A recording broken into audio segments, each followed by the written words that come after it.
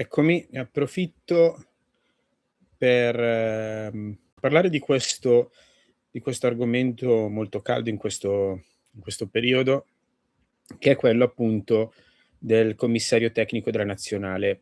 Io personalmente però preferisco spostare l'attenzione su altro, proprio sulla FIGC, che dal mio punto di vista, però è opinabile, non ha fatto una gran bella figura, a livello diciamo di coerenza, sotto diversi punti di vista.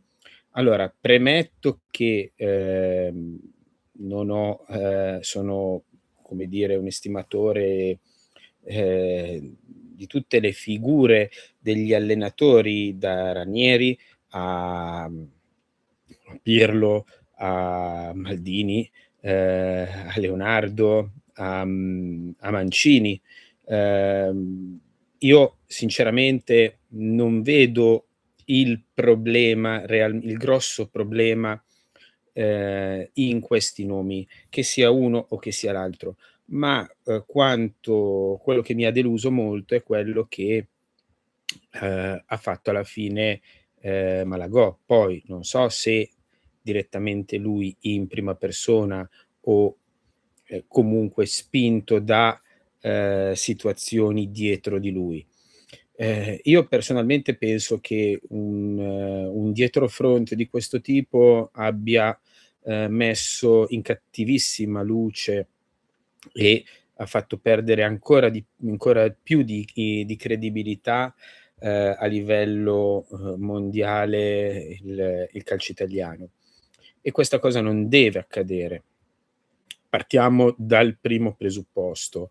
Ehm, Mister Mancini a suo tempo aveva abbandonato l'esperienza come CT della nazionale per accasarsi, nei paesi sauditi.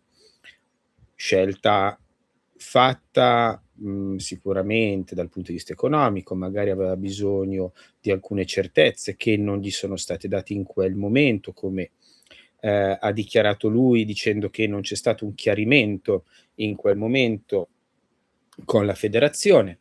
Va benissimo, però richiamare un CT che, chiunque sia, quindi non ce l'ho assolutamente con Mancini, ma può essere qualunque altro CT, richiamare un CT che ha abbandonato un percorso che non era in scadenza, quindi ha abbandonato un percorso, comunque non era imminente, non è secondo me, richiamarlo non è un sinonimo di buon senso, perché non è stato mandato via, okay, se n'è andato via lui. Se n'è andato via perché richiamare una persona che se ne vuole andare, che se n'è andato via precedentemente. Detto questo, il problema appunto è più spostato verso, le scelte fatte dalla FIGC. Un'altra cosa veramente, dal mio punto di vista inguardabile, dal punto di vista, del mondo sportivo, del mondo ma anche, al di fuori del mondo sportivo, è il fatto di aver chiamato 2 persone, 2 professionisti, 2 figure importantissime, tra cui soprattutto scusate, lapsus, Paolo Maldini, e Leonardo, che avevano già a suo tempo espresso, ehm, l'opinione che: "Okay, mi date queste cariche, ho questi impegni e ho questo lavoro da svolgere, decido io." Cioè, se chiami Paolo Maldini in difesa, non fai marcare a un altro difensore il loro difensore più forte, dal mio punto di vista. Okay, gli dai un compito, gli dai il compito e il compito era quello di scegliere insieme a Leonardo il CT della nazionale. È stato scelto Pirlo. Può piacere, non piacere, alla fine forse dal mio punto di vista non ha mai avuto quando era la Juve magari non era così maturo come allenatore per guidare un club in quel periodo con calciatori di un certo tipo. Ma sicuramente è molto preparato, conosce bene l'ambiente, sicuramente conosce anche i giocatori. Quindi poteva essere la figura, poteva piacere o meno. C'è l'ombra di Baldini che è una bellissima ombra dal mio punto di vista, perché, prendere, Baldini come CT della nazionale in questo frangente ha dimostrato che anche con andando a pescare, ragazzi giovani, atleti giovani che vengono da un percorso non sconosciuto, ma, comunque dell'Under 21, ecco che, questo ha portato dei risultati. Io faccio un esempio: ci ricordiamo di Azeglio Vicini? Prima di essere CT della nazionale per, ad esempio, Italia 90, precedentemente era CT dell'Under 21. Non voglio nemmeno citare la situazione di Gentile, perché altrimenti tirerei fuori,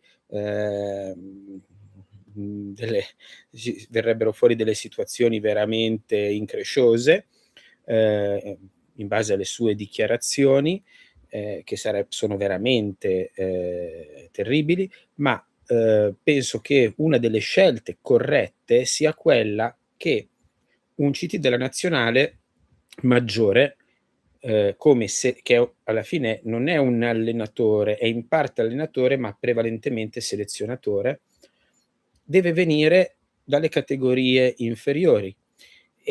Dal mio punto di vista, sinceramente penso che andare a scegliere, un allenatore vincente può essere sì importante per la mentalità, ma, c'è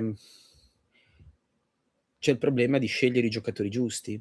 Ti devi presentare alle partite della nazionale con la rosa migliore in quel momento e sicuramente avere un excursus, un passato, un pregresso,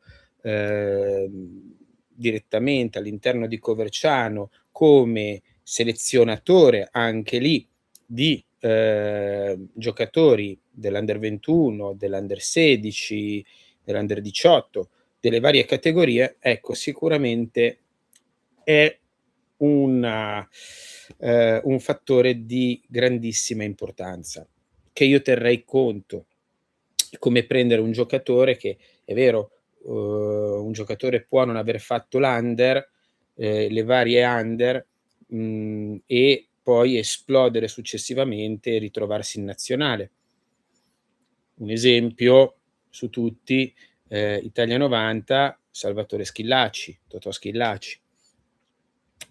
Ma lo stesso Mancini veniva dall'Under con, Azeglio Vicini, lo stesso Vialli, De Agostini, insomma c'erano tutti era un blocco che giocava già insieme. Quindi il fatto di giocare insieme ce l'ha dimostrato la Spagna e quello è sicuramente la strada da percorrere. Poi si possono applicare delle migliorie, ma bisogna partir da lì.